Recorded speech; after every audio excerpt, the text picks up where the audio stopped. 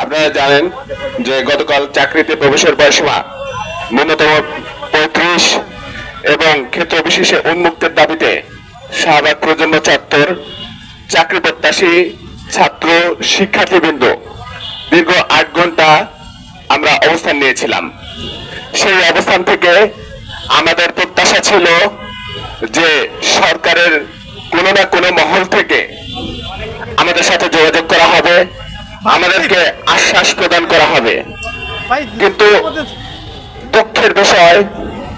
অতীব দুঃখের সাথে বলতে হয় যে এই যে পরিবর্তিত সরকার, আমরা যে সরকারকে